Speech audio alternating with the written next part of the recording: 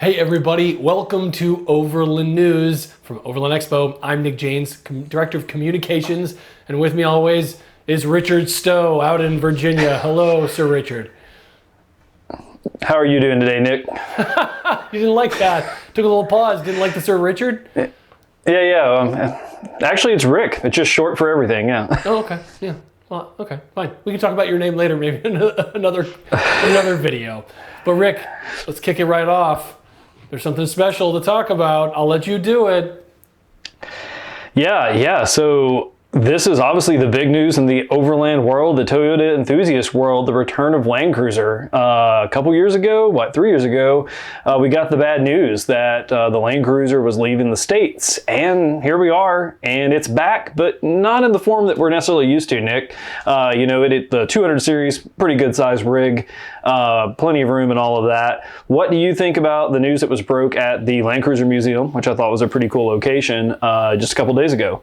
Yeah, it's quite shocking to set it up for everyone. We're talking about, of course, all new 2024 Land Cruiser, what the world is now dubbing Land Cruiser 250. I don't know if that's the official designation from Toyota, but hey, why not? It's got a 2.4 liter 4-cylinder turbo backed by a 48 horsepower electric motor that's sandwiched in between the 8-speed automatic transmission. Puts out, I'm going to look at this so I don't get it wrong, 326 horsepower, 365 torques. So that 2.4 is nearly, 200 and 2,500 cc's. So maybe this could be a Land Cruiser 250, or it's just a smidge over 200. But it's actually not. Yeah. It's actually smaller than Land Cruiser 300. I think it's about 4 inches narrower and an inch shorter.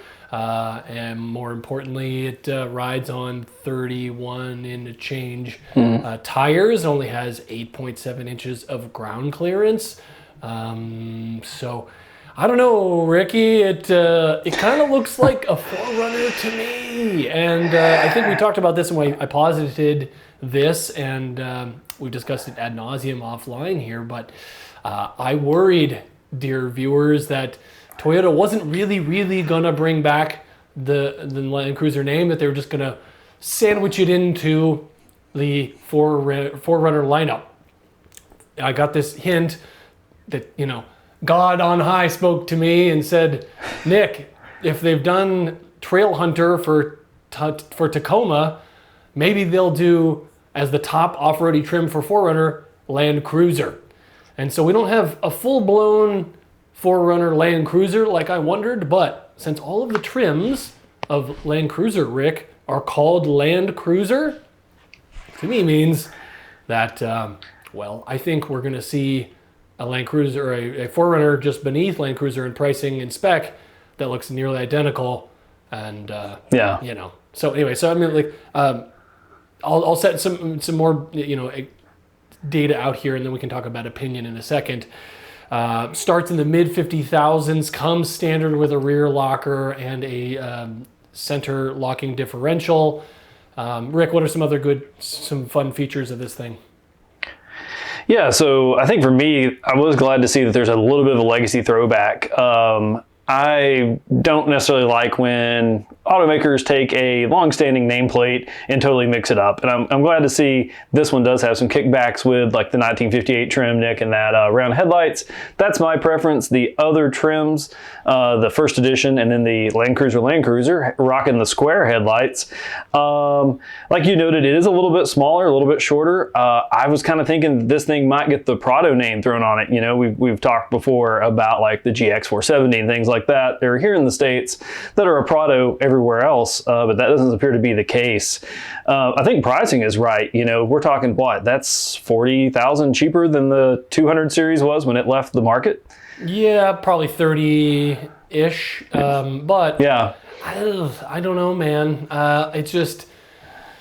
It's tough, right? I think I've come around on the looks. I think I've come around on the capability, because it's not supposed to be a Bronco and Wrangler fighter. We understand that now. It's supposed to be more of a luxury 4x4 family wagon. So that makes sense to me. I am a little bummed it's not cheaper because, as I wrote in my story, you can get a triple locked or a twin locked front rear Bronco Sasquatch 4-door for 47 grand, something like that. So $9 grand cheaper than the cheapest Land Cruiser will be. But I mean, let's not make mince words here. $55,000-$60,000 is not a cheap car. So nor was Land Cruiser ever really. It was still always an expensive vehicle. So fine. There's lots of ways to cut and couch that, but. I think it'll look cool. I think you and I though touched on it. It feels like 8.7 inches of ground clearance is pretty paltry. Yeah. I'm sure we'll be able to get some bigger tires in there. Probably from the factory with a modest lift. You probably do 33s. My God! But then do you start having to do body mount chops like we did? With other Toyota offerings? Do you start having to do new spindles because they're made of rice paper like on Tacoma? It's like, are we just going to have to modify the absolute hell out of this thing to make it really off-roady and worthy of its nameplate? God, I hope not. And Nick, to put that in perspective, right? Like the Outback Wilderness has more ground clearance than that. And on your note about like chopping, the square kind of, squared off lack of a circular fender there looks cool, but it usually makes fitting larger tires a lot more difficult because there's these hard angles that you're having to deal with. I think you're right that if anybody's looking to make this what you may think of as like your 80 series or something like that, it is going to be a very difficult project to get it up to those levels of capability. Yeah, and I know a lot of people are complaining that it doesn't have front solid axle. It probably was never going to. Like, let's be real. If nothing else, I'd actually almost rather see it have a independent rear along with an independent front because, when you have IRS and then a solid, IFS and then a solid rear, you get the worst of both worlds. You know what I mean? Because if you go to say like a Land Rover LR3, LR4 Defender, which are independent front and rear, you get a lot more ground clearance, right? Sure, the A-arms hang down, but blah, blah, blah. That's usually not a problem. Or you go to a Wrangler or a Gladiator or an 80 series that have solid axles front and rear. Then you've got the same kind of geometry and things to work with front and rear. When you go to IFS and solid rear, you get limited articulation in the front, limited clearance in the rear. And it's like, great. You know what I mean? Like, again, great on the highway, great for most people, but like if you're trying to build a really capable killer off-roader, you choose one, So I don't know. Again, we could let's be honest. I'm gonna own one, Rick. I'm gonna buy one of these. So anything I'm saying is sort of like, I poo-pooed a lot of things and then bought them. So I don't know. It's fine. No doubt. It's just not the slam dunk. I think here's what really bothers me. It's identical to the GX. Like they put a different engine and a different nose on it. That's it. Yeah. That's it. We're talking two fenders, a hood, and a front clip. That's about the only different even body panels. Irrespective that, GX has historically been Land Cruiser Prado globally that have looked somewhat similar. In America, Land Cruiser and GX have had distinct body lines. Toyota and Lexus usually have distinct body lines. These do not. I understand why Lexus exists, but in this case, they seem totally redundant. It's also funny, Rick, that in all the comments, people were peeing their pants about GX and like licking the floors. And then now they're crapping all over Land Cruiser. Yeah. And it's like, well, it's the same car, guys. You know what I mean? So, I don't know. It's just, that's a hard name. That's a hard name. But I will not be surprised when we see a 6th Gen 4Runner come out with almost that same body style with a non-hybrid powertrain, 4-cylinder turbo, and they'll call it 4Runner, and they'll have some off-roady trims just for the more affordable price points. So, with a different front clip. Let's move on. Let's talk about another Land Cruiser, the one that I wished we were getting. It's the Land Cruiser 70. In Australia and other markets, that was revealed within the same time frame as our new Land Cruiser. It's broadly updated and not wildly changed, right? It's still got a 2.8 liter 4-banger diesel available and also a 5.4 liter V8 diesel. That's the one you want. And for the first time ever, backed by an automatic transmission from the factory, which will be really cool for the Overlander off-road crew in Australia, so they no longer have to row their own gears, climbing those scary tracks in Tassie and other places. What do you think of the looks of this thing, Rick? Yeah, so kind of echo my previous point. This is a very long-standing nameplate with Toyota. You know, the 70 series has remained essentially unchanged, and it's kind of funny that we're here talking about like these huge changes when really it doesn't look that different. I think that's really cool that these trucks have very slowly evolved, but it's kind of a case of you don't fix if it's not broken, you know? I would love to be able to get my hands on one of these, you know, outside of the 25-year rule for an import, especially in the slightly different 70 series. While the trucks are cool, I've always loved like the, you know, short wheelbase, two-door, some of the older 70 series. But the Toyota lovers of the U.S. will once again have to admire these from afar, at least unless they have a very deep checkbook or a really long time frame for when they're ready to get one of these in the States. Yeah, 2049. That's yeah. So. What will America look like then? I don't want to even fathom it. But no, it's so cool. It's like, why do this to us, Toyota? You know, look, they had to rebuild. I guess this new one does not ride on the new F platform, the TNGAF, whatever that is, just F platform. I guess this. I thought all their ladder frame trucks were going to ride on the F platform. Apparently not. This one gets a stay of execution, I suppose, and they just refreshed it. But I thought when they updated 79 that if they brought any Land Cruiser back to the United States, it would be all based on the all-new 70 series.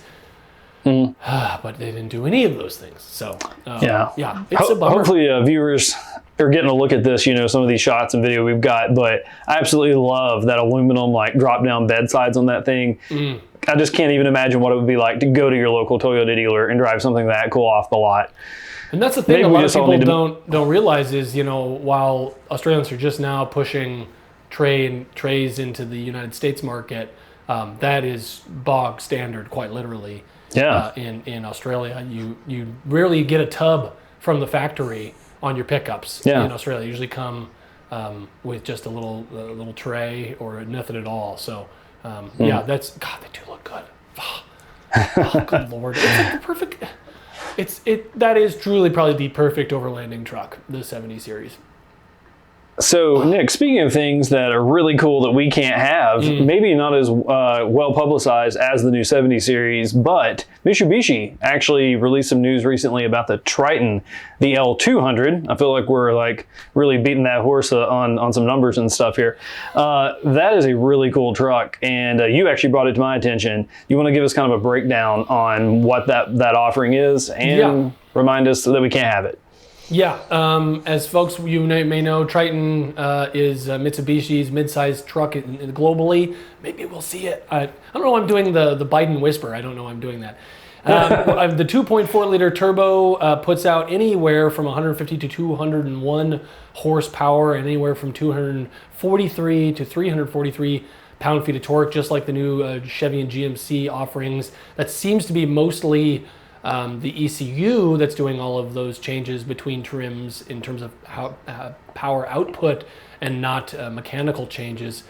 What's really cool to me, Mr. Rick, is that it's a midsize and it's a one-ton midsize. We used to get those from, speak of the devil, Toyota, but we don't anymore. So I would love something like this, and it's very cool. 6-speed automatic with manual shift controls on some trim levels. Sure, it's a face that only a mother could love, but you know, it's where the rubber meets the road is what's really important. What do you think of this? Yeah, I agree with you there. I do not love that front end. That's kind of been a trend for me with a lot of the SUV models from Mitsubishi and stuff for some time. But it's really impressive on paper. Some interior shots there are pretty cool. You know, it's kind of different from some other stuff we're seeing, especially full-size trucks here in the States. And it's really impressive. And kind of like we talked about with some of the other trucks that have got that powertrain, you know, with different firmware, which affects the output. I don't think it'll be very long before somebody gets pretty crafty with some tuning and they'll be able to do some pretty cool stuff with these. So I think that holds true with the Triton as well. A couple of like, you know, YouTube channels and stuff that I watch that I thought maybe will have this on their radar. So I'm curious to see what it can actually do in the woods. I know it's not a super popular, maybe like option in certain places, but it would be cool to see one of these built out for overland travel. Yeah, totally. All right, we've gone way over here, Mr. Rick. We're at 15 minutes dead. I will encourage everyone, please come see us at Overland Expo Mountain West in Loveland, Colorado at The Ranch from August 25th through 27th. It is one of the fastest growing shows. I seem to say that about all the shows, but out the gate, this one has had around 18,000 attendees and 300 something exhibitors, and it's not showing any signs of slowing. So please come see us. Of course, premium weekend pass with camping is all sold out, but we still have day passes and some other passes still available. So with that, I will leave you. Rick, thank you so much for chatting with us. And folks, please, you know the drill. Like, subscribe, and hit the notification button, wouldn't you? Thank you so much. For Overland Expo, I'm Nick James. Thanks for watching.